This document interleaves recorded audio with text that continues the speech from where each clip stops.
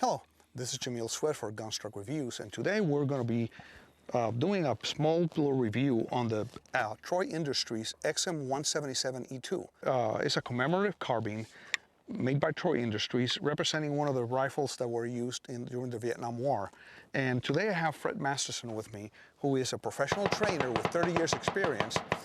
Fred wrote an article for Affluent Outdoors on this specific rifle, so I'm going to let Fred tell us all about it. Sure, I'd be glad to.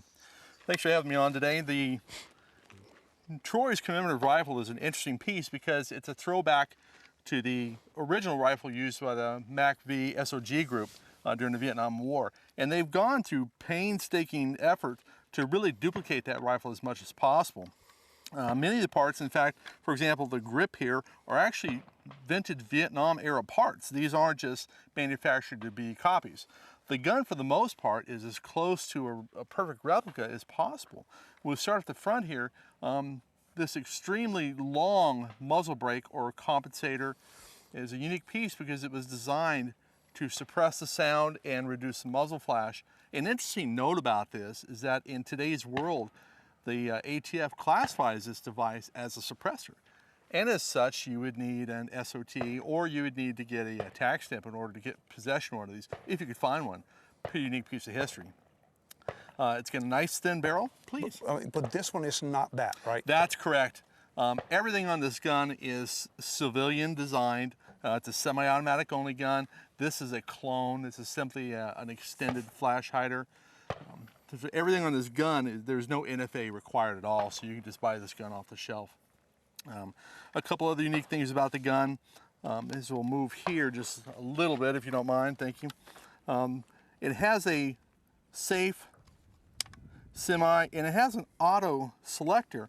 That is for looks, unfortunately. It's even got a replica pin in here to replicate where the auto sear would be.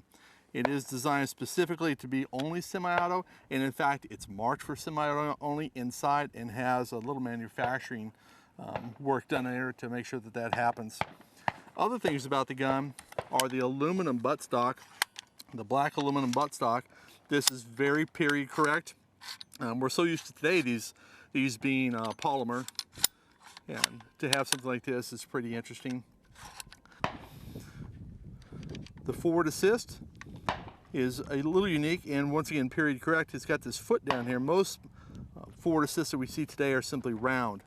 These are definitely an indicator of an older gun. Additionally, there's a sling that comes with this that is paracord designed, and it wraps around this, and the special operations troops at that time chose that because it was much quieter. Troy has done a fantastic job with this gun, and as I said, it's as close to an exact copy as possible. The gun, this is their 50-year commemorative effort on this gun, and it's made pretty much, well, not pretty much, it's made exactly from the plans that the gun was designed from in 1967. So I'm very impressed with their efforts. On top of that, I would throw out a big congratulations and kudos to Troy, because a good portion of the proceeds made from this weapon are going to special operations charities. So they're good people doing good work. Well, awesome. And I've noticed that, you know, that most of the modern collapsible stocks are 6 position. This one is only 2 position, right? That's right, that's right. So this is unlike the new ones that has like 5 or 6 positions. This one is only completely closed or completely open, right? Yeah. Understand, though, that that was pretty revolutionary at the time, that it's even adjustable, because we're coming from the M16 A1 or A2 with a fixed stock. The fact that we can have a commando rifle where we can actually make the weapon shorter, that was a pretty slick deal at the time. Evolution tells us that as time goes by, we add more and more options to fit different people, but the fact that it was adjustable at all was a pretty big deal. Well, awesome. And you did test fire this gun. Absolutely, I did. And how was the accuracy on it? It actually was actually pretty good. It's by no means a precision rifle. This is a minute of man gun, and I shot it in the 1.5 to 2-inch range, as what we would normally expect from a rifle of that era. A lot of people today were having sub-minute of angle AR-15s and rifles.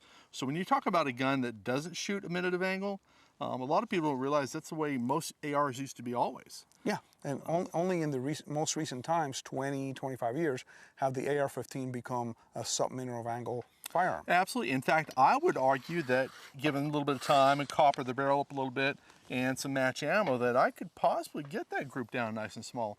Troy makes a fantastic rifle. Even if it is traditionally a retro or commemorative rifle, they don't hold back on their manufacturing process. Okay, so they actually are putting all their effort into making a rifle. That's not just a one-off type of thing. If they're going to make a commemorative gun, they're going to make one that runs well as well. And reliability. And reliability. I had no issues whatsoever.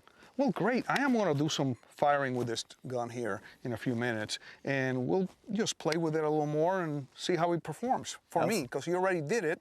Well, thanks for watching. Please stay tuned for more informative videos about firearms.